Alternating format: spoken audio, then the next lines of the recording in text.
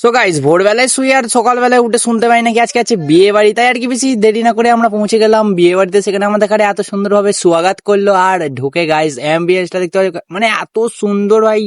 লসটা আমার খালুর, কি বলবো, মানে আগের বারে এসেছিলাম বিয়ে বাড়িতে তখন এতটা সুন্দর ছিল না, বাট এবারে হেভি ছিল। তাই আর কি ফাইনালি এখানে একটু এসির হাওয়া খেতে খেতে চলে এসেছিলাম আর এখানে একটু ফটোশুট চলছিল, দেখতেই পাচ্ছ। আর এটা দুতলাটা থেকে ঠিক বাইরের দিকটা এরকমটা লাগে আর ভিতরে আর এইখানটাই নিচেটায় রান্না হচ্ছিল। ওখানে ভিডিও বানাতে বানাতে হঠাৎ করে ফুচকার দিকে নজর চলে যায়, তাই আর কি সেখানে গিয়ে আমি গবক করে ফুচকা খেতে লেগে গেলাম। গাইস, আমার ফুচকা খাওয়ার স্টাইলটা দেখতে পাচ্ছ, এই দেখো এরকম নি আর এরকম করে মুখে গপ গপ গপ গপ। তো লাইক করে দাও যদি ভালো লেগে থাকে। আর তারপরে লিচু জুসটাকে সাপটা পাপা চলে গিয়েছিলাম লজের ভিতরে আর সেখানে গিয়ে একটু খেতে বসে পড়েছিলাম আর কি। প্রত্যেক দিনের মতনই মেনু তো একই হয় জানো, আর খাওয়া দাওয়ার গুলো ভালোই ছিল, কিন্তু এত গরমে তাও খেয়েই যাচ্ছিলাম গাইস। আর কি বলে, একটা বড় পাড়া লেগ পিসও দিয়েছিল আমাকে।